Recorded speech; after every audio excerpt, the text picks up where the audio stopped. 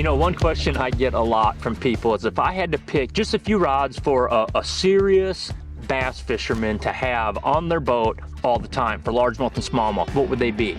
I think that's such a great question and something that I got a bunch of input in. So I swung through my local SCHEELS, picked out 4 setups, 2 bait casting, 2 spinning that'll catch both largemouth and smallmouth. First 2, I'm hitting the bank. As you can see behind me, I have submergent vegetation in front of me, I have emergent vegetation behind me, and of course a bunch of boat docks line and some reeds like that. So 2 casting rods that I think every bass fisherman has to have on their deck. First one is going to be a 7-foot medium heavy to heavy action rod. In this case, this is the G Loomis IMX Pro 853C jig worm rod. I have that paired up with a Shimano Bantam XG. I'm running 40-pound Power Pro and SSV2. In this case, it's chartreuse because I am running a 20-pound Shimano Mastiff leader. But if that's not your deal, you can definitely just go straight green or onyx black. The medium heavy is perfect. In this case, I got a 1/2 ounce jig on here. I can swim this jig around with the goat on the back of it. I can flip the emergent vegetation that's just offshore, and most definitely skip this thing up under some boat docks. And when I'm throwing a frog, I miss them, I got something that I can throw back right away. Spinner baits, buzz baits,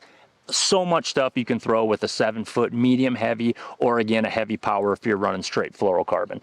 My second that I'm running is a 7.5 footer. So again, medium heavy if you're running braid, to heavy to braid and fluorocarbon options. In this case, I need to have a frog on. You can see all the submergent vegetation around me, whether I'm throwing a hollow belly frog, a popping frog, or even something like this, a buzz toad style with a regular extra wide gap hook.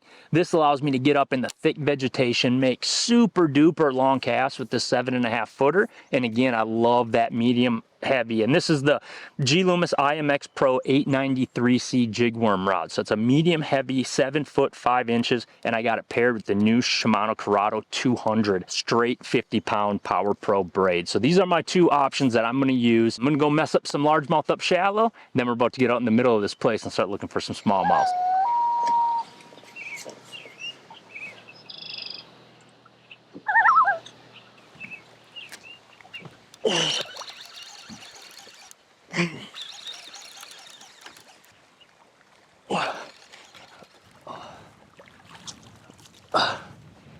There you go.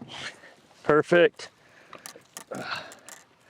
All this grass, you need all that braid.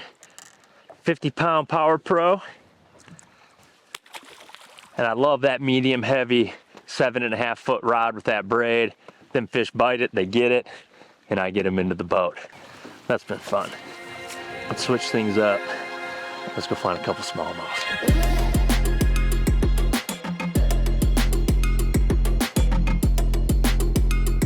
All right, we ditched them largemouths and we got out here in the waves and started chasing around some smallmouths. It's getting breezy, but I picked out 2 spinning rods. Since the last one with largemouth we did casting, I'm gonna jump into the spinning on this side. And of course, we catch a lot of smallmouths on spinning rod in reel combos, but at the same time, we catch a lot of largemouth on them as well. So first one you're gonna want is a drop shot rod. I tend to wanna use a drop shot rod that's gonna be 7 foot or under. In this case, it's the 822S DSR G Loomis IMX Pro. DSR stands for drop shot rod. It's 6 foot 10 inches. It's got a medium power. It can handle big fish like what we see around the Great Lakes fishing for smallmouth and stuff. I paired this up with the Shimano Vanford. It's got that MGL rotor, extremely important, very light, casts great, Shimano reel, super tough, awesome combo. You can also, you know, ping a minnow. There's other little things you can do with this rod, but mainly when I'm fishing around largemouth, I'm drop shotting a largemouth bait. When I'm around smallies, I'm going to the smallmouth bait.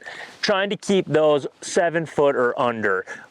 Flip side, I like a good 7 foot, maybe 7 foot 1, 7 foot 2. In this case, I picked out the G Loomis IMX Pro 842 SJR spin jig rod. I paired it with a Shimano Vanford 4000. You could use the 3000 or 2500, really whatever your preference is. But in my case, I like the wider spool for throwing stuff like weightless Senkos, wacky rigs, Nico nail weights. light stuff. You could also use this as a walleye jigging rod up here in the north. So many things you could do with these setups. A little jig worm, little light tube, definitely a Ned rig. So those are my 4 rods that I'm going to suggest you look at, something in those features. And I know that those are battle tested, and we do nothing but put big fish in the boat with them. Tight lines.